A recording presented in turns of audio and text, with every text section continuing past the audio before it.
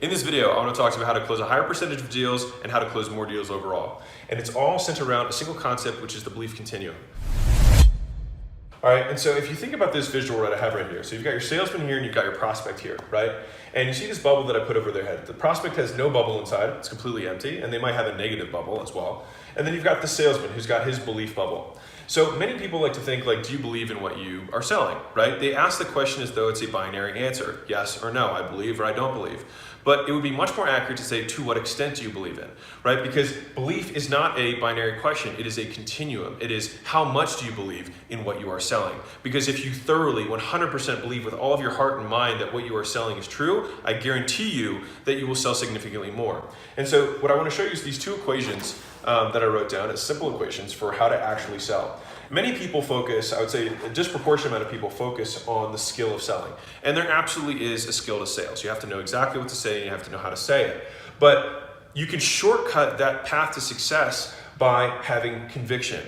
And the way that you have conviction is by dramatically understanding the needs of your prospects, so that when you are talking to somebody, you know exactly what their problem is, so that if your product perfectly matches their problem, you can have conviction in order to sell it. Most salespeople don't even listen to the prospect at all and simply want to deliver their pitch, which inherently means that they can't believe in the product that much because they're not even thinking about whether it solves the problem for the prospect, because you can't be convicted that it's going to solve the problem if you don't even know what the problem is. And so they haven't taken any time to understand the prospect.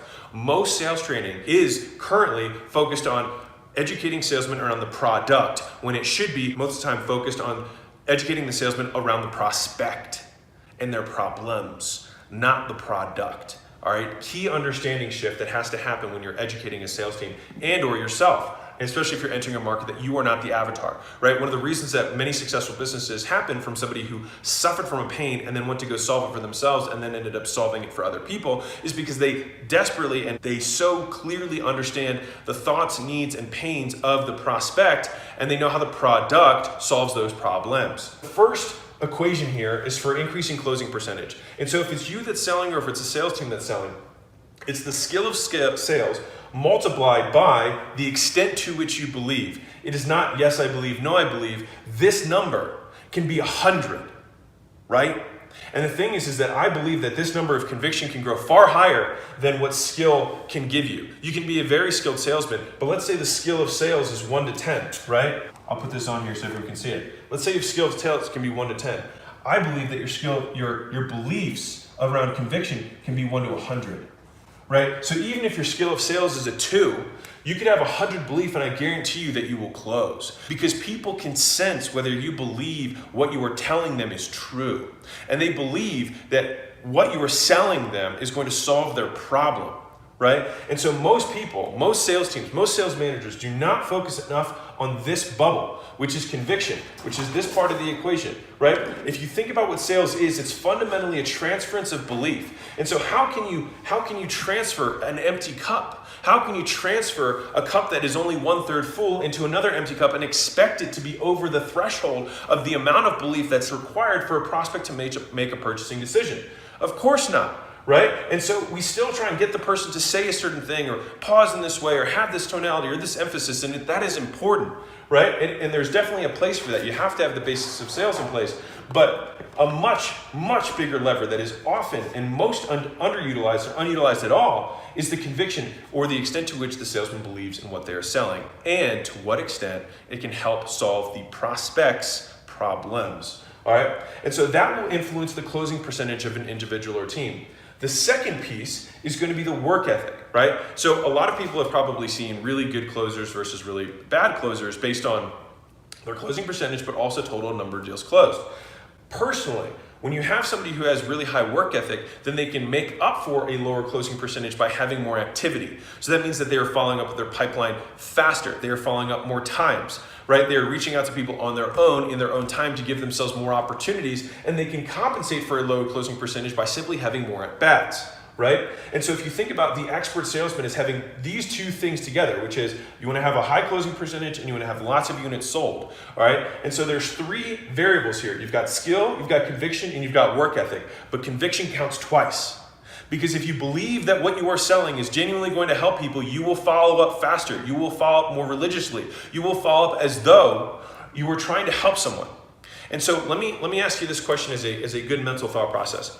If you could go back in time, let's say you could go back in time 5 years, and you could talk to yourself and say, hey, I want you to put 100% of the money that we have, right? Now, mind you, you couldn't tell the person that is you, your past self, that you are you in the future, right? So you can't say anything like that. But in this thought experiment, and you went back in time and you said, hey, we've got this money in the bank account. I want you to put 100% of money into this thing called Bitcoin. Or hey, I want you to put 100% money into something called Amazon. I want you to put all of that money into Tesla or whatever, right? Something that blew up over the last 5 years, all right? If you were to tell yourself that, let's say you were talking to you and you were like, I'm good, thanks, right? How many times would you follow up with yourself to get yourself to do that thing or do that action or make that investment? A lot. And it's because you truly believe that it would solve your prospect's problem and you have pure conviction that what you are selling them, the investment, the opportunity, the whatever it is 100% going to work. Think about how you would approach that. How many times would you follow up? How convicted would you be when you spoke? Would you even be focused on the skill of selling, or would you be focusing on how true what you say is? And if you can make that perspective shift, and if you're a sales manager and you're trying to manage a sales team, I would implore you to focus way more of your time around the thing that counts twice in the equation of selling and creating great salespeople, which is the belief to which the extent to which they believe what they are selling and to whom they are selling, than boring with the monotony of the skill, which don't get me wrong, it is very important to sell. There's lots of videos that you've probably heard where I talk about the skill of sales. But I think when you rate this, and you were to, in a force multiplication standpoint, I don't think that they are equated. I don't think they are equivalent, right? And the proof that I have in this is that if you look at every single religious movement, you are selling something very hard to sell, which is a completely new frame of view around the world.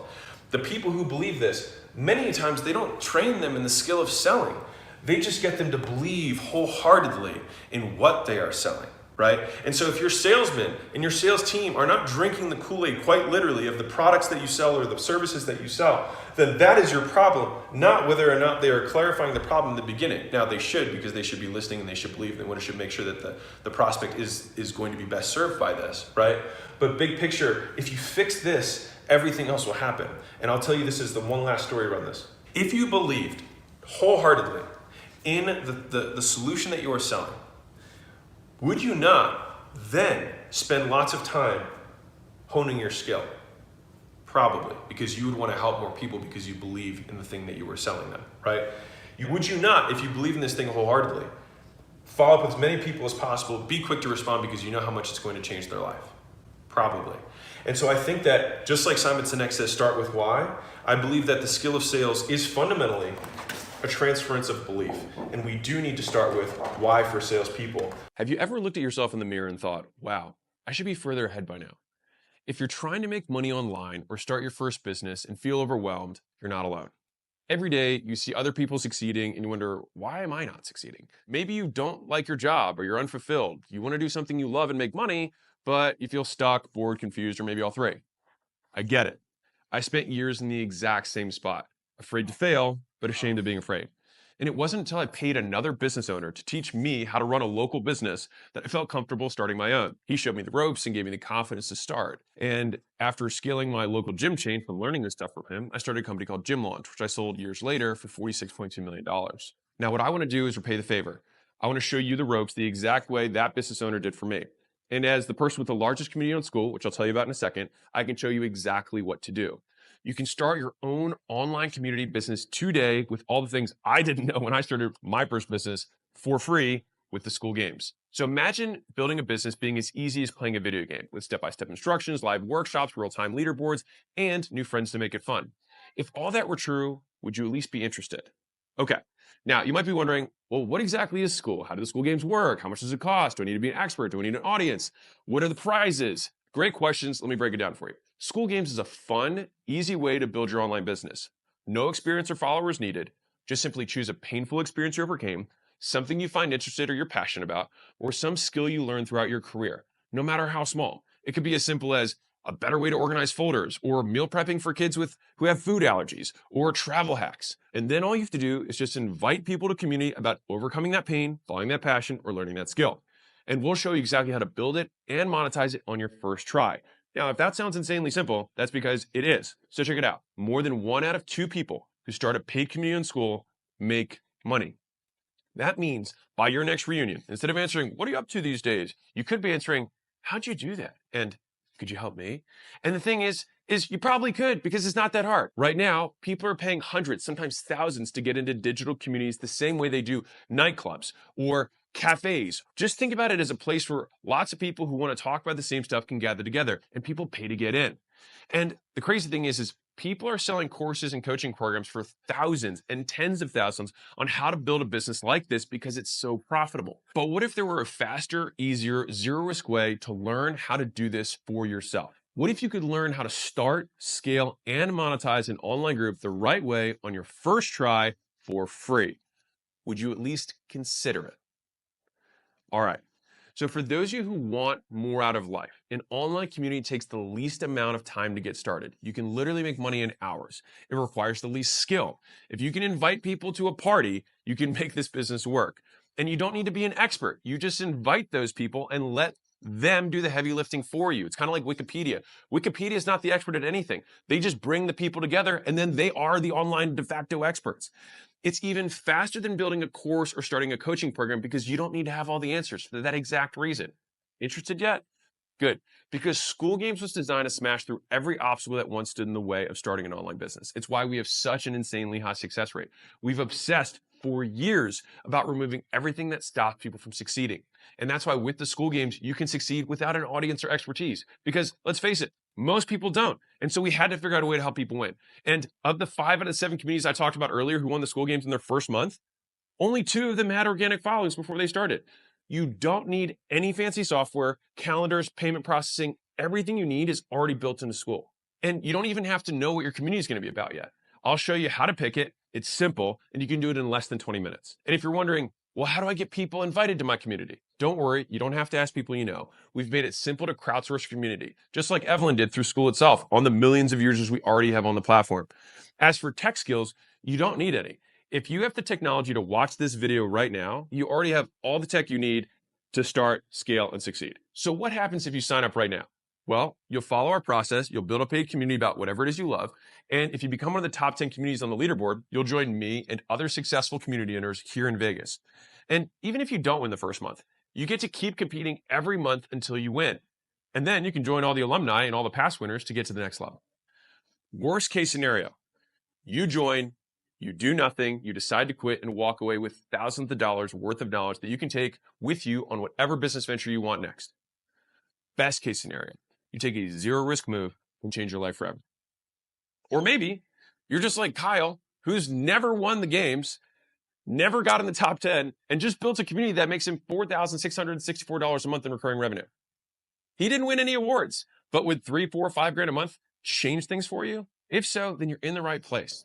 Remember, the only guarantee is that if you don't take the shot, you'll stay exactly where you are. But if you do, you could be the next one coming out to Vegas celebrating how quickly you built an online business with consistent monthly recurring revenue. You in? Click the button below to join the Skool Games now. If you join this month, I'll personally onboard you live. Sign up and I'll see you on our onboarding call on Monday. You can ask me whatever you want. Now, if you're worried about starting a free trial, we offer an unconditional money back guarantee. So if you finish your trial and you forget to cancel, just let us know and we'll refund you. All right, we just want people to win. And I'm going to say this one more time because it's important. 1 out of 2 people who start a paid community in Skool make money, with the average paid community owner earning $1,360 per month. You really can do this. Click the button and let's get started.